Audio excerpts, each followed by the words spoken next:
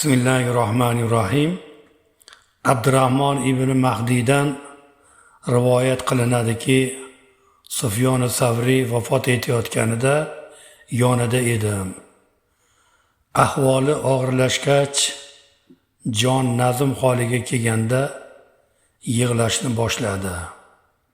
Bir kishi unga: "Ey Abu Abdulloh, xuddiki juda ko'p gunoh qilgan odamga o'xshaysiz-a?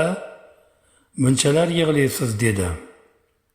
Sufyon Savriy: "Gunohlarim men xavotirlanib turgan narsadan yengil. Men o'limdan oldin iymonimdan ayrilib qolishdek badbaxtlikdan qo'rqaman" deb javob berdi.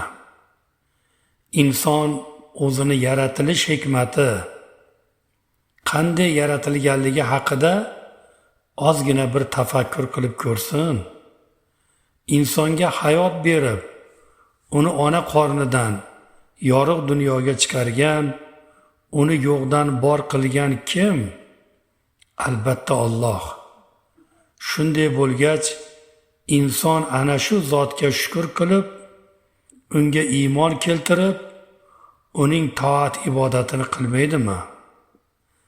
Inson bu dunyodagi hayotini yakunlaganidan keyin uni vafot ettiradigan kim? Albatta Alloh.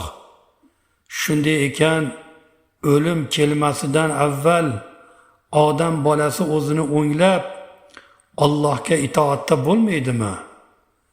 O'lganlarni qiyomat kuni yana qaytadan tiriltiradigan, ularni hisob-kitob qiladigan, amallariga yarasha mukofot yoki jazo beradigan kim? Albatta Alloh.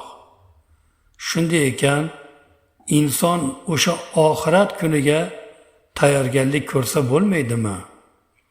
Dunyo hayotining haqiqati shu bo'lgach, insonlar u zotga iymon keltirib, ibodat qilishlari, uning bergan ne'matlariga shukr qilib, hayot kechirishlari kerak.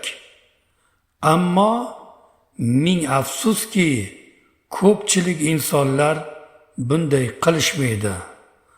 Allohga noshukr bo'lishadi.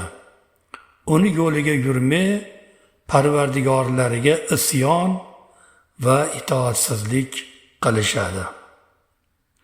Mo'minlikda asl mohiyati ana shundaylardan bo'lib qolmaslik, qalbini iymon nurlari bilan nurafshon qilib, Allohga asl bandalik qilishdadir.